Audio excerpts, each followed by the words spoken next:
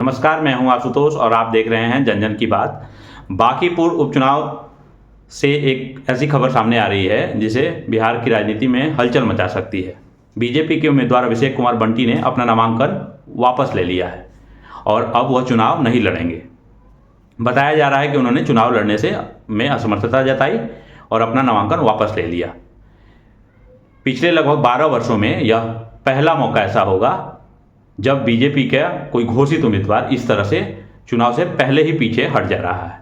लेकिन सबसे बड़ा सवाल यह है कि आखिर ये फैसला क्यों लिया गया? क्या केवल व्यक्तिगत निर्णय है उनका या इसके पीछे कोई राजनीतिक रणनीति काम कर रही है? और सबसे महत्वपूर्ण, इसका फायदा किसको मिलेगा?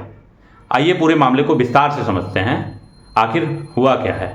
बांकीपुर उपचुनाव में बीजेपी ने अभिषेक कुमार बंटी को अपना उम्मीदवार घोषित किया था और कुछ दिनों पहले ही उन्होंने अपना प्रचार भी शुरू कर दिया था।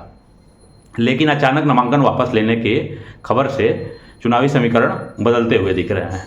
अब सवाल उठ रहा है कि क्या पार्टी के अंदर सब कुछ ठीक है या स्थानीय स्तर पर इसका कोई विरोध था, या फिर कोई ऐसी परिस्थिति बनी जिसके कारण उम्मीदवार ने स्वयं अपना नामांकन वापस ले लिया।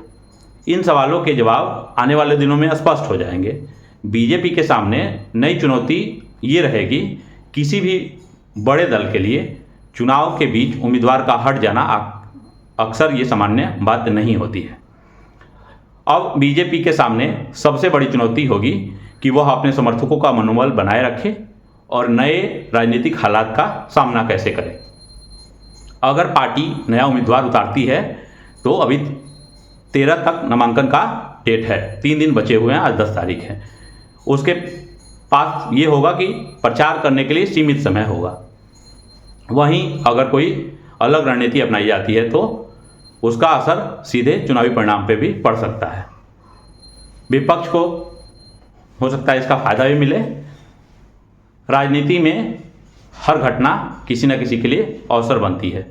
अगर बीजेपी संगठन इस बदलाव को सही तरीके से संभाल पाता है तो विपक्ष इसे बड़ा मुद्दा बना सकता है।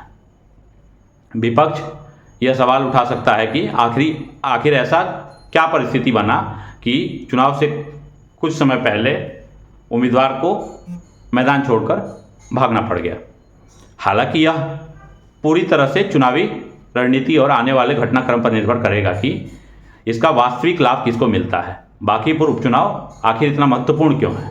बांकीपुर सिर्फ एक विधानसभा की सीट नहीं है, यह पटना का राजनीतिक केंद्र माना जाता है और यहाँ से चुनाव की पूरा बिहार में राजनीतिक संदेश भी जाएगा।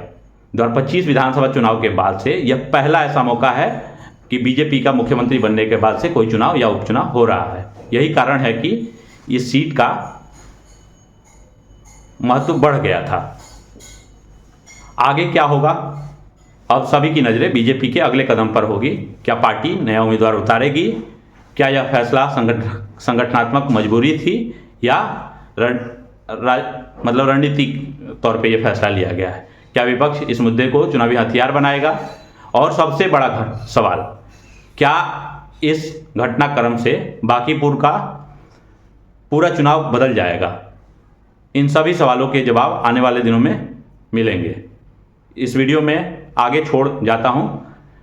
बीजेपी के उम्मीदवार नामांकन वापस लेते समय क्या कहा है, देखिए आगे।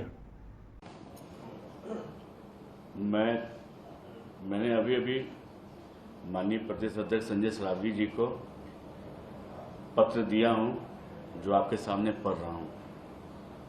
सेवा में माननीय प्रदेश अध्यक्ष महोदय, भारतीय जनता पार्टी बिहार प्रदेश महोदय, सादर प्रणाम है।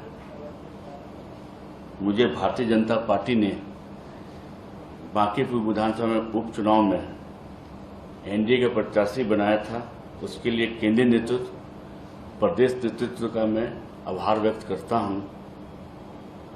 विनम्रता के साथ आपको आग्रह करना चाहता हूं कि मैं पारिवारिक कारण से विधानसभा उपचुनाव लड़ने में असमर्थ हूं।